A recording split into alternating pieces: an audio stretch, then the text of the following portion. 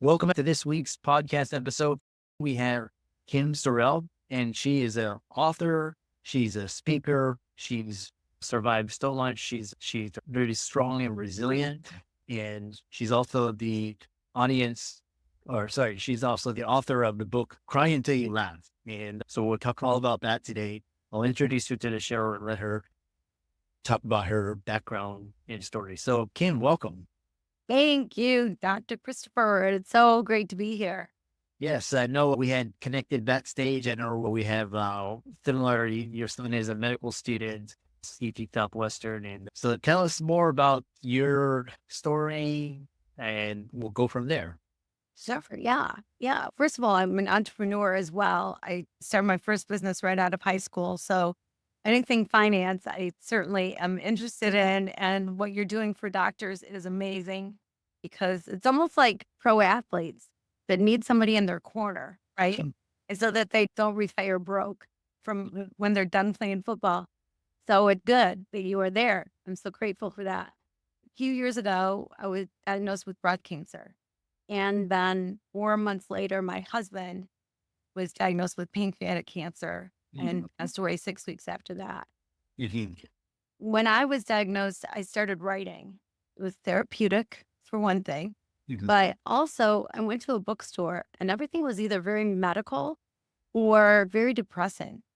And I thought, what does it feel like? Are there choices I have to make? I'd never been through it. I didn't know anyone who had, and I didn't know anything about it. And I just started writing so that I could be a help to other people. And then, of course, writing when my husband was diagnosed as well and through losing him.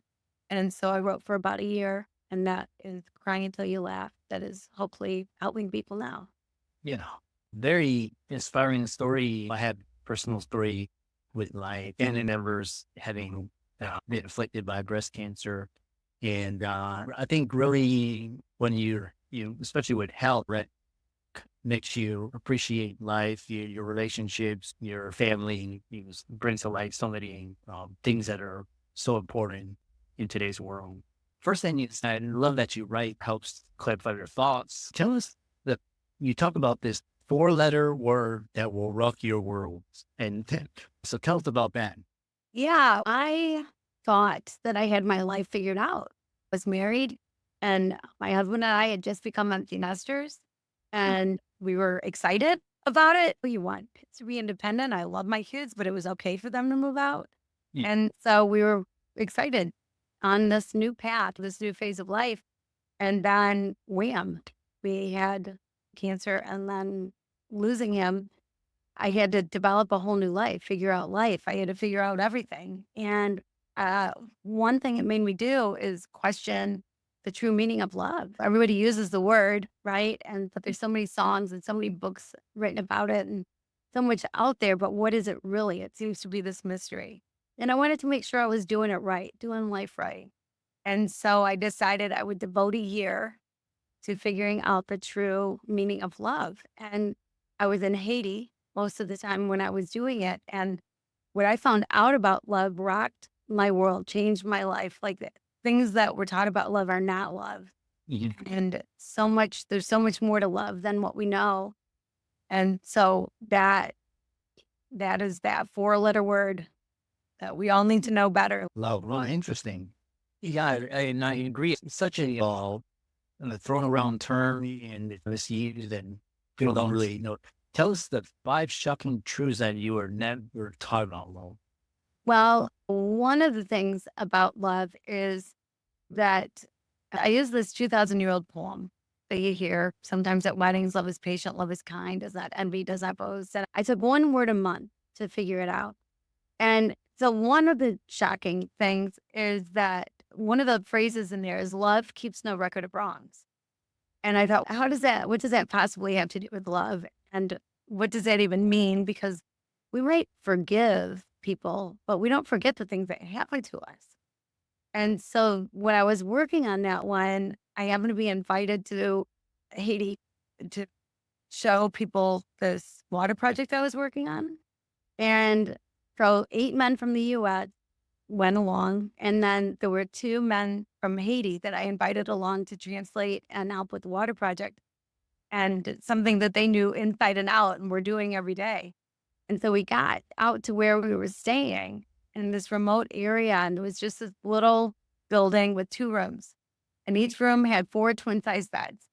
But we brought 2 cots, and we brought an air mattress, so we had enough places to sleep, and there was some room in the rooms. So I thought, "We'll just move things around, we'll be good." The head of the 8 men from the US pulled me aside, and he said, "Kim, can I talk to you?" And I'm like, and he said, "Did you see the rooms?" And I'm thinking, "Buddy, there is nothing else to see. This was a small place." And then I thought, "Oh, he's gonna think I want my own room. So I'm gonna say, it's okay, I'll sleep outside." And then he'll say, "Oh no, if anybody should sleep inside, it should be you." And then I'll say, "I don't care if there's other people in my room." And he'll say, "Oh, good, because there's only so much space." So I said, "It's okay, I'll sleep outside." And he said, "Oh, good, because we've got men on this trip who would not be comfortable with a woman in the room." I'm thinking, what is that about?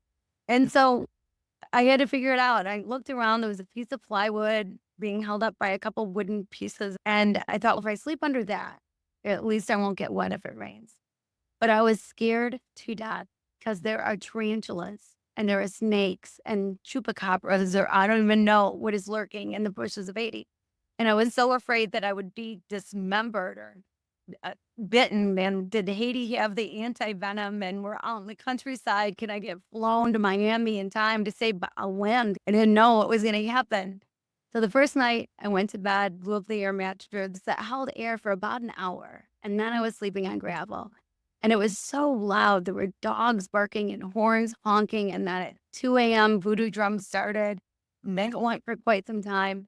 Finally, around 4 or 5 o'clock in the morning, I was able to doze off. So the first night came and went, no problem. Second night, same thing, no air. I'm on gravel, the dogs, the horns, the voodoo drums. Finally, it's quiet enough to fall asleep. But I woke up because it was something on my leg. Yeah. And I was so afraid of whatever it could be. And I didn't want to jerk. I didn't want to move. And so I slowly lifted my head and I slowly opened my eyes. And it was a chicken. There was a dang chicken on my leg. And I didn't know whether to be mad because the chicken woke me up or happy that it wasn't something worse than a chicken. Yeah. Cute it away, whatever. The third night came and went without incident. The fourth night, same thing. I'm on gravel, the dogs, the horns, the voodoo drums, finally sleeping. And again, I woke up because there was something on my leg. And And again, I was scared to death. And again, I slowly lifted my head and slowly opened my eyes. And again, it was the dang chicken. And I still didn't know whether to be mad or happy about it. But that night we had chicken for dinner. So the fifth night came and went with no problem whatsoever, with no chicken. So at first I was angry. I was upset at these guys. But it was the month I was working on Love Keeps No Record of Wrongs and not being able to figure it out. And then it occurred to me, we forget the things that happen to us, but the narrative changes. The tone of the story changes. So instead of, oh my gosh, these rotten guys, which if I'm hanging on to it, they don't know I'm mad at them. So bitterness only hurts me. But instead of being bitter and angry the way I was at first, I thought the story then changes to, instead of these rotten guys doing this to me, to this is just a funny thing that happened. And now I could literally sleep anywhere in the world and be just fine. And so that's love that doesn't keep record of wrongs, which I think is an unknown part of love. And yeah, so there are more. So one thing is we say that love is a two-way street. We hear that a lot, right? Love is a two-way street, Right. but it's not. Love is a one-way street. If I give you money for a pair of jeans and you give me the jeans, that's a transaction. Right. If I give you love to get love in return, that's a transaction. And love is not a transaction. Love is completely up to you. We don't control anybody but ourselves. We have no control. As a mom, I can tell you, I had total control when I brought those babies home from the hospital. I decided when they ate and whatever, but as soon as they started crawling and the Tupperware was everywhere and pots and pans are banging, I realized I had lost all control and never got it back again. We don't control anybody but ourselves. And love you give no matter what. If you give it with expectation, then that's not love. Mhm. Then you're doing something to get something. Mhm. So love is not a transaction. Love is a one-way street. Yeah. What's the third? What's a third shocking truth? Yeah. So the third shocking truth is that love is patient. And we think, or I thought that meant if I showed patience, that would love, not honking my horn if I'm stuck in traffic, not getting mad because I'm ready to go. They're not ready to go or whatever. But then I figured out that love that is patient is not like that at all. I think you're supposed to love everybody. Just it's a happier life. It's a happier world. Just love everybody. And that when you do love whoever it is you're with, you recognize that this is the most important moment of your life. What's in the past is in the past, and what's in the future is yet to come. This is the moment. And to be fully engaged and fully here for the person you love, the person that you're with, that is showing love that is patient. And that is something I had to practice and practice because it was so easy for me to talk to somebody, be thinking about a meeting I had later, be thinking about who has to get to soccer practice, whatever it was, and not be fully engaged. And when that happens to me, and maybe to other people, you hear what you think they're going to say because we make assumptions based on labels we put on people, or for whatever reason, or we've got a rebuttal ready, right? But when you stop and you really listen, you hear different things than you would. And you find out that you have a lot more in common than different. And when you really listen, it changes things. And when someone's listened to, they feel loved. If you've ever been in a conversation where the person's only half there, they're like, yeah, looking around or whatever, but you're thinking, why am I talking? I'm wasting my breath. But you talk to somebody who's engaged with you, who's really listening, Yeah. you feel that love, man. It just feels so different. Yeah. So I love participation. Yes. What are the fourth and fifth ones, if you are? Sure. Sure. So one is that love has no labels. Mhm. Before love to people, then labels shouldn't be part of our vocabulary. You are Christopher. I'm Kim. We're people, all walking on the same earth, all at the same level. And when we put labels on people, we make assumptions about them. And you hear people say, oh gosh, I do love everybody. I do. But those darn Democrats, or I love everybody, but those Republicans, then you don't love everybody because you put a label on somebody that you don't like the label. So you don't like the person. Yeah. And but they're not. Hopefully, if you are a Republican, you are a Democrat, that's not your entire identity. That's just your political party. It's not who you are.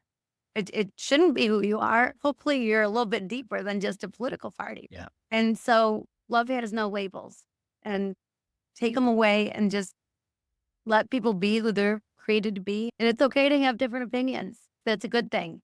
If there was a world full of me, I would be bored or I would be fighting all the time with myself, or I don't know what I'd be doing, but it's good. Different opinions are good, and listening and hearing different opinions is good.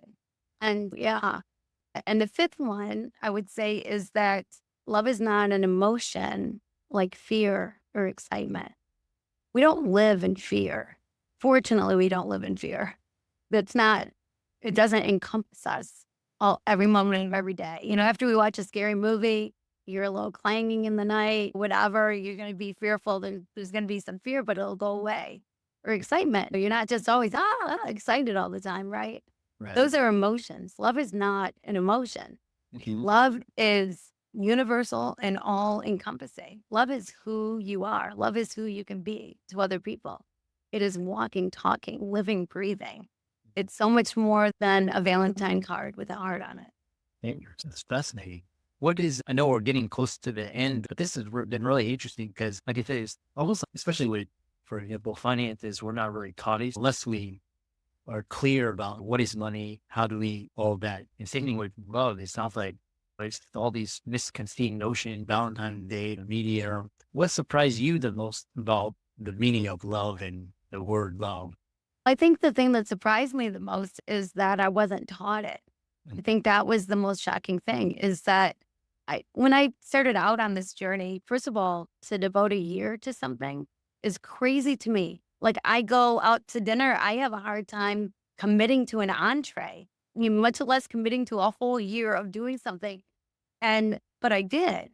And when I did, I thought I knew. And every month, because you worked on a word a month, and every month I thought, oh, I know what this is. Love is kind. Oh my gosh, who doesn't know what kind is? Who doesn't know what this is? And so most of the time I really went into it thinking, I know, I already know. But every single time, it took me the entire month to figure out. And every single time it was so different than what I thought it was going to be. Mhm. So it's, yeah. And so there's these 14 reasons of love. It took me a little longer than a year, but there is this umbrella that kind of covers it all. And it is that love lets you be who you believe you're created to be. And love also lets everybody else be who they believe they're created to be.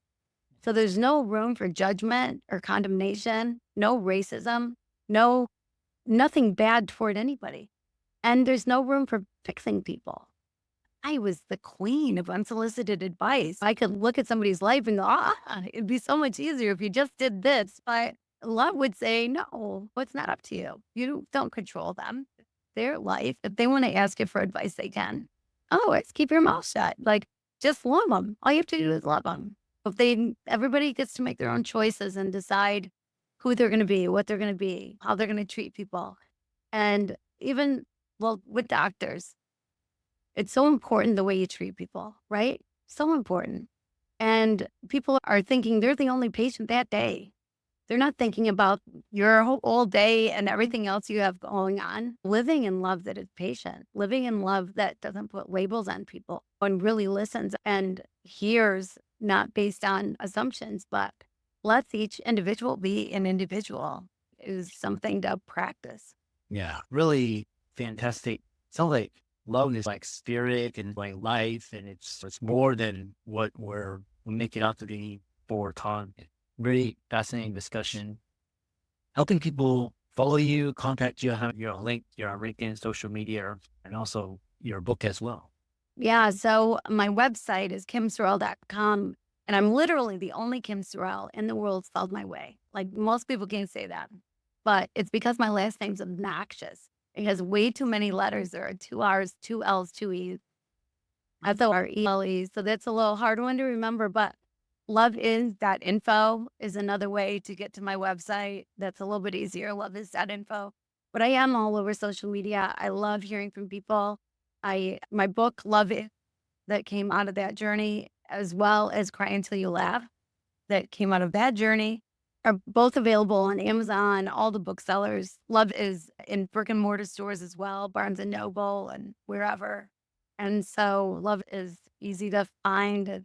It's big white letters on a dark blue background. And so hopefully I think I'm pretty easy to find up there. Yeah. And for all the listeners, audience out there, hopefully you got some good insights into what love is, the meaning of love. Really great guest, and be sure to check out Kim's resources and link to show notes. Check her out on social media as well as her book. And with that, thanks so much for coming on to the show, and it's been a great pleasure. Thank you so much for having me. It's been a lot of fun.